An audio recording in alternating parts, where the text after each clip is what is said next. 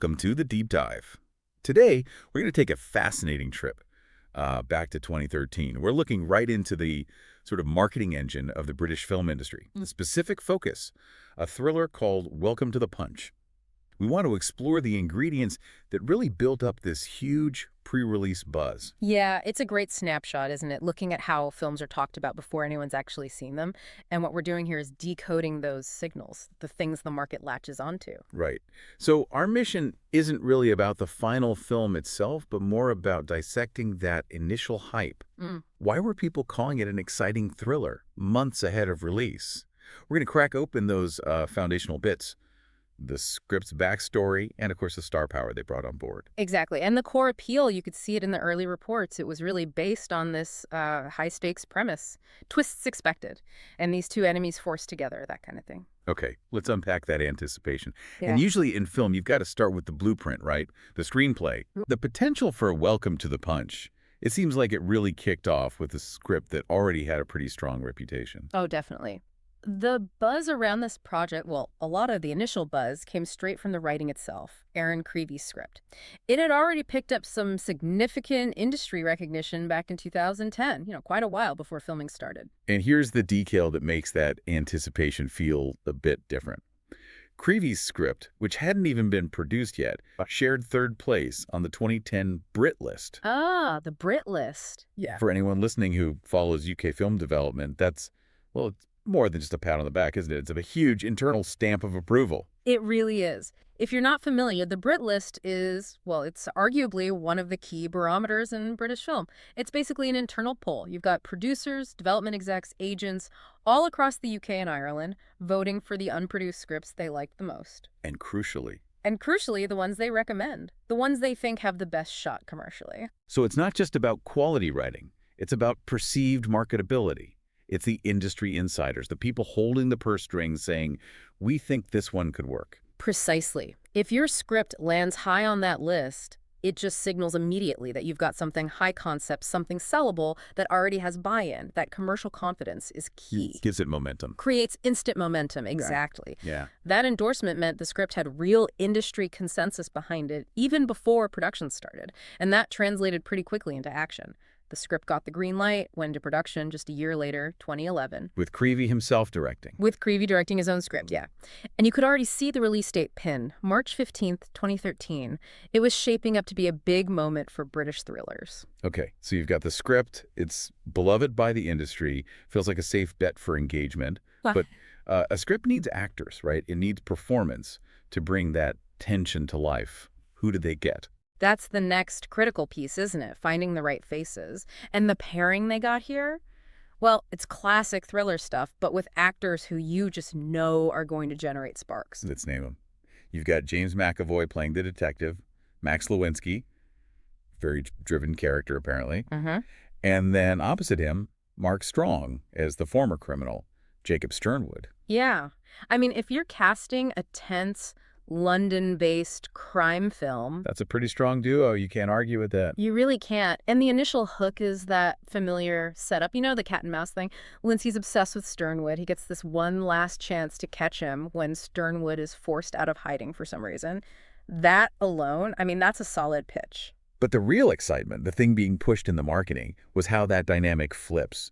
The early reports were all emphasizing, not all is as it seems. Right. It's that pivot they were selling. And that's the twist, isn't it? That's where the script apparently gets clever. Yeah. Instead of just a chase. Something happens. Yeah, something unforeseen forces these two, the cop and the criminal, who absolutely despise each other, into becoming, well, unlikely allies in order to survive. Okay. And that shift, that's where they were banking on the exciting chemistry really kicking in, from hate to forced cooperation. It's that tension, knowing they detest each other but need each other. That's what gets people interested. Definitely. And speaking of interest and maybe clout, Yeah. we should probably mention the heavyweight name attached further up the chain. Yes, there's one more piece to this puzzle in terms of the leadership. The reports we looked at mention Ridley Scott. Ridley Scott, wow. Listed as an executive producer on Welcome to the Punch. Now, this is actually a really important detail for you, the listener, to understand, especially in big British films. An EP credit for someone like Scott. It often carries huge strategic weight. So it doesn't necessarily mean he was Like on-set choosing camera lenses every day. Probably not, no. I mean, for our audience doing this deep dive, it's key to get the nuance here. An EP credit for a giant like Scott, it usually signals significant financing leverage. Maybe he helped get the budget or distribution sorted out, Okay. and it absolutely guarantees marketing cachet. His name on a British thriller like this instantly signals quality ambition, particularly to the international market, even if his day-to-day creative input was, maybe minimal. Right. It just elevates the whole project's profile as a layer of prestige. Several notches. Yeah. Okay, so we've got the highly rated script, the McAvoy-Strong pairing, the twisty plot, and a big industry name like Ridley Scott providing backing and sort of marketing muscle. Mhm. But a thriller needs a believable world, right? It's not just about the leads.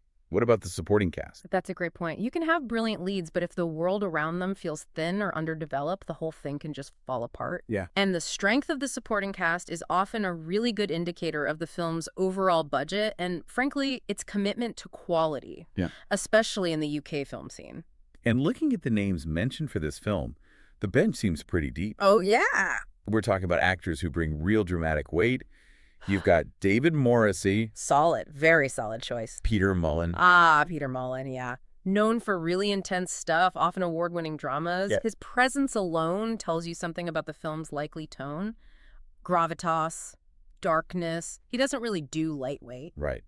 Then there's Johnny Harris, Andrea Riseborough. Andrea Riseborough, who was really becoming quite sought after then, Right. known for handling complex characters. Her being cast suggests the female roles might have some actual substance. Not just plot devices. Oh, hopefully not, yeah. And then you also have Steve Oram mentioned. Steve Oram, interesting. Known more for comedy and darker, maybe quirkier stuff.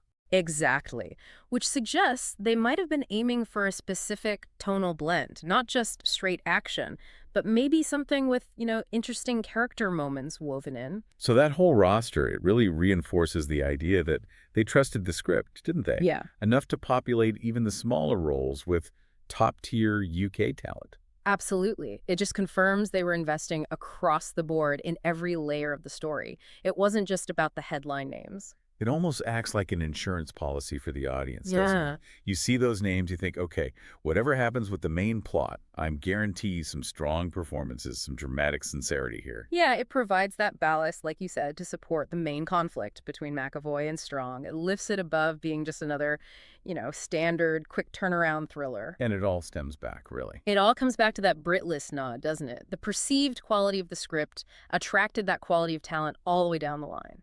Okay, so let's wrap up this deep dive into the anticipation surrounding Welcome to the Punch. What were the key things making it seem like such a hot prospect back in 2013? Well, I think you've got those three main pillars we talked about. Go on. First, definitely the script's pedigree. That high ranking on the 2010 Brit list, voted on by industry insiders, that's huge. The foundation. Second, you've got that star pairing, McAvoy and Strong, just electric potential there, especially with the promise of them shifting from enemies to these unlikely allies. That whole twist dynamic. The chemistry engine. And third, you have that sense of institutional confidence, the deep supporting cast packed with respected actors, and then the weight of Ridley Scott's name as an EP bringing that financial and marketing clout. So by all the internal industry measures, it seemed like this film was really set up for success. It looked that way, yeah. Lined up perfectly on paper. Which, I suppose, brings us to a really interesting question for you, the listener, to think about. It's about this tension between industry hype and, well, what actually happens when the film comes out. Yeah. If a screenplay gets judged by producers, agents, the people reading scripts constantly as one of the very best before it's even made, like with this Brit list example. Does that process, that internal vetting, does it really guarantee a better final film? Or does all that hype, all that institutional backing, does it just raise expectations so incredibly high? So high that the actual finished movie, which inevitably has flaws, almost stands no chance of meeting them. That's the million-dollar question, isn't it? We've shown you the mechanics of how the industry builds that anticipation. Now, maybe go explore that tension yourself. Think about these unproduced screenplay lists. When does the pre-release buzz become the biggest obstacle for the art itself? Something to chew on. Till next time.